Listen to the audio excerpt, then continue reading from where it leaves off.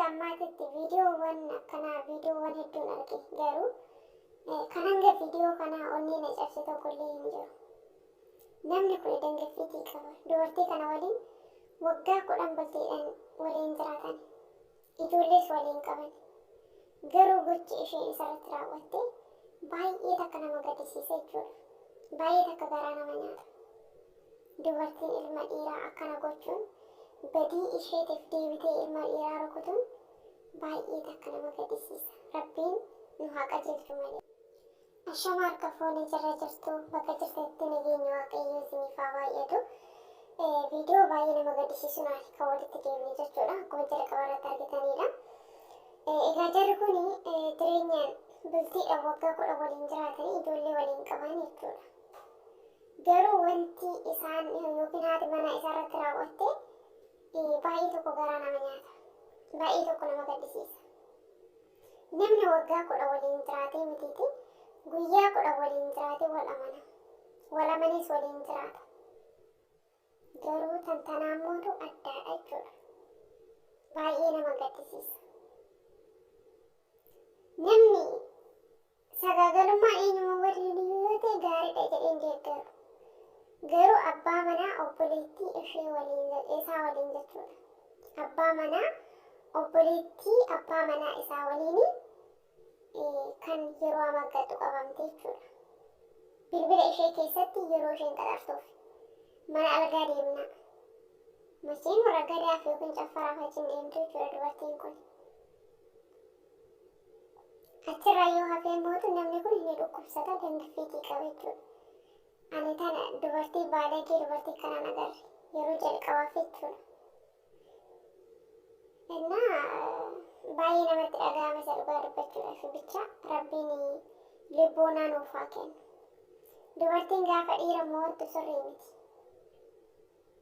Yeroo durii isa wayyaan jedhani dhugaa viidiyoo kana argee jennaan maaliif duraan jechuudha abbaan manaa haati manaa abbaa manaa ishee sodaattee tanqaxaqqattee jiraatti jechuudha. Biyyaansi yeroo inni alaa galu ollaatti hin argamtu duraan jechuudha. Kan ammaa garuu yeroo walqixxummaa jedhameetu bakka wanta hin taane wanta ilaalchaaf dhagahuudhaaf namatti hin tolle kan raawwatamaati jechuudha. Kan manatti tumuu baratte kan manatti qabdee irra deemuu baratte karaa irratti namicha kana tumte jechuudha. Abbaa manaa isheeti, abbaa ijoollee isheeti jechuudha. Akkamitti dubartiin ilma dhiiraa rukutti? Bicha baay'ee tokko ulfaata jechuudha. Ani dhiironni bara kanaatti maal akka ta'an hin beeku bara. Waan isaan laaffisu nyaatan natti fakkaata. Dhugaa baay'ee takka nama dhibu bara. Inni isheen kabalteeyyuu deebi'ee rukutuu dadhabe namni kun isheen rukun jechuudha. Tarii harkana dabarsitis jedhee dhiisuu danda'a humna dhabee osoo hin taane.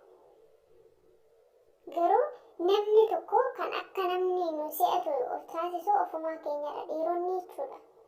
Dhiironni dhugaa dubartiin akka isin hin se'anne. Dubartii of hin se'achiisna of kabachiisa. Of kabachiisuun baay'ee barbaachisaadha waan ta'eef jechuudha. Dubartiin takka yoo nama mo'atti hin danda'amtu. Akkuma dubartii kanaa jechuudha. Karaa gubbaatti nama awwaarratti. Hanga fedheeyyuu yoo ta'e bara ilmi dhiiraa hojjetee kan isheetti fidu mana keessa teessee kan isaaf tarii hojiis qabaattee hojjettee salaa fiduu dandeessi. Garuu mootu dubartiin abbaa manaa ishee garaadhaan rabsitu. Yeroo jalqabaaf kan argine jechuudha. Garsii kee maalii godhee halkan sa'aatii san ka'ee hojjetee. Dubartiin akkamitti namni akkamitti si jamma abbaa fedheeyyuu yoo ta'e namni akkamitti waan namni garaatti nyaatan nama arrabsa.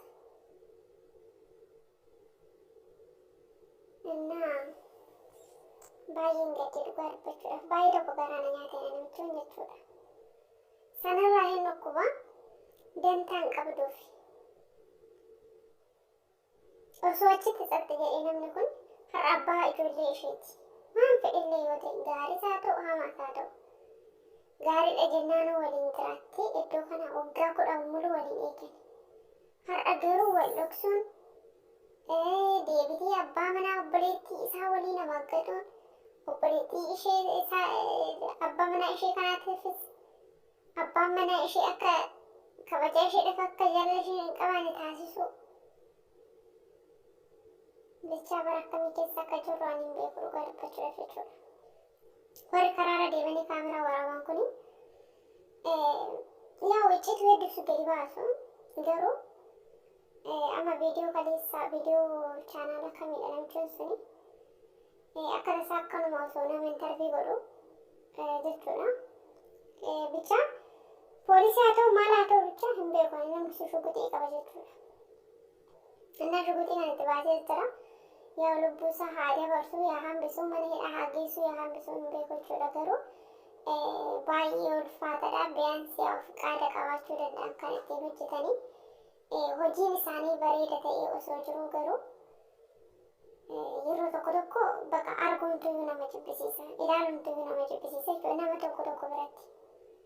Garuu immoo gama tokkoon warroota miidhamanii jiraniif dhugaa gizeedhaan baruu irratti baay'ee isaan gargaara jechuudha. Fakkeenya akka mucaa qaamni gosa dhoodha jedhee qarshii ishee ittiin kadhachaa ture yookiin qarshii ittiin nyaachaa ture sobaa warroota akkasii sana galatu irratti bareeda. Faallaa sanii mootu kan multii isaaniitiinis gargar bahan jiranii deebi'ee mootu kan dhiifamas walii godhaniiti waliin jiraatanis jiru. Garuu hangam akka namni waliif amanamaa hin taane hangam akka namni osoo nama waliin jiraatu kan biraa waliin jiraatu kan isaan irraa hubachaatii jiru jechuudha. Seenaan jaalallee isaanii ana barsiisa jedhee hin yaadu. Maaliif seenaa dhugaa osoo hin taane seenaa sobaati waan ta'eefiyyuu. Afaan walitti fakkeessuu afaanin sin jaaladha akkasiidha waliin jiran malee gochaan walitti argisiisaa hin jiran jechuudha. Namni erga wal jaalatee nama saniif amanamee jiraachuu isaati kan beeknu malee nama 10 waliin jiraata kan biraa jaalachaa isheen akkas naa taatee jirti waggaa hanganaata waliin jiraatee faayidaa hin qabu. Waggaa baay'ee waliin jiraachuun faayidaa hin qabu.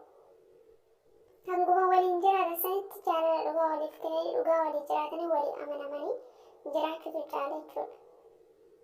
Sijjammaraan isa gaagalummaan hin beeku jecha. Rabbiin nu haa qajeelchu hunduma keenya iyyuu ግን dubartoonni keenya hanga feetan abbaa manaa keessan yoo mo'attan jechuun bakka nama san akka namaatitti ilaalcha hin qabnuuf yoo ta'e dhugaa rukutuurraa dhiira rukutuurraa gatanii deemutu filatamaadha inni yaadaan akka kiyyatti jechuudha. Tarii namni suni nu rukutuu dadhabeetii miti. Wayiin nu harkatti miidhamte jedhee ta'a. Harkana dabarsiti jedhee ta'a.